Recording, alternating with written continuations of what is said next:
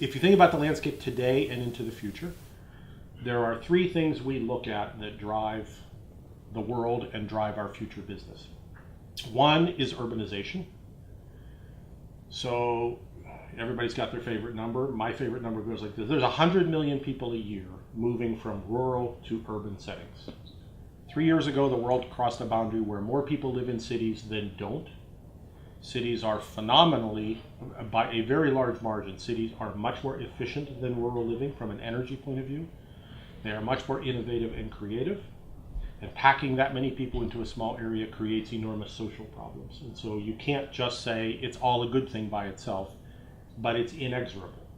So if we have that many people moving to cities, we effectively are building Japan every 2 years.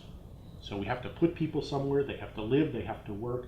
If you're in the air conditioning and elevator business, that's a really good thing, right? So this trend of urbanization drives a lot of why we're in the business we're in, and our ability to enable people to move to cities and be safe and be comfortable and be productive. So that's one big driver. The second is the growth of the middle class. So if you define middle class by certain local purchasing power, the number of people in the middle class between now and 2035 to 2040 will effectively double in the world. And when people are in the middle class, what do? Well, first of all, they move to cities, so it's sort of a self-referential thing. But they travel, and they want to travel commercially, and that drives an enormous growth in commercial air travel for us. There are roughly 25,000 commercial aircraft in operation today. Between now and 2035, there will be 30,000 new commercial aircraft going into service. So if you're in the middle of, as we are, a sort of $20 billion investment in new engine technology, that's a good thing. So that's sort of the second big driver of our business for the sort of next 100 years. And then the third, which is, and I always use it only when I get the opportunity to be on a soapbox, we do transportation refrigeration. So here's my story for you to think about as you go home tonight, and it's also why you need to eat everything that's here. So there are sort of nominally 7 billion people in the world today. We plant and harvest enough food in the world to feed 10 billion people a year. And every night, 1 billion people in the world go to bed hungry. And the reason they go to bed hungry is between 30 and 40% of the food that is harvested in the world doesn't make it to the consumer and into their stomach. And it's a very stark phenomenon. Partially in the developed world, it's consumer preference. I didn't like that color or that shape of carrot, so let's throw it away. I only want really pretty orange straight carrots. Or you order too much food in the restaurant, or you throw food away in your refrigerator. That's the sort of about half of the food waste that's in the developed world.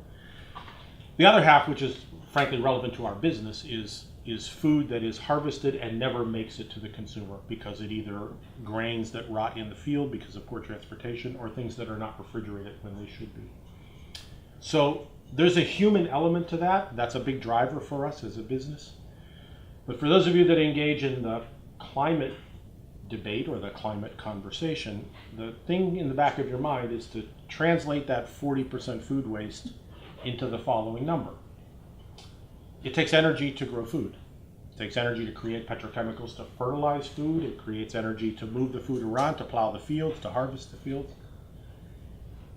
And so food that is wasted is creating carbon emissions that we don't need to create.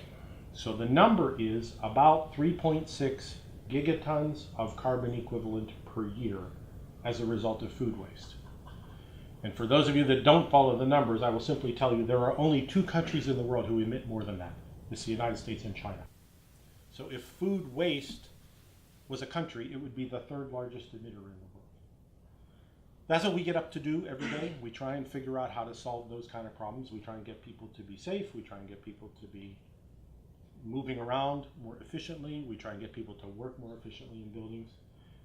Or for the physicists or scientists in the crowd, as my boss when I was hired into the company said, every day there's gravity and there's weather and our job is to fight against them. So that's what we do. So anyway, thank you all for being here. My role is to host you and hope you get to talk to each other, because you're supposed to remember each other from at some point in the past. I'll be around for a little while, happy to talk to anybody, but mostly thank you. And thanks to the CE staff, not for today, of course thanks for today, but more importantly, thanks for what you have been doing for all these many years to create the opportunity for people that come after me to help solve the kind of problems that we get to try and work on. Thanks.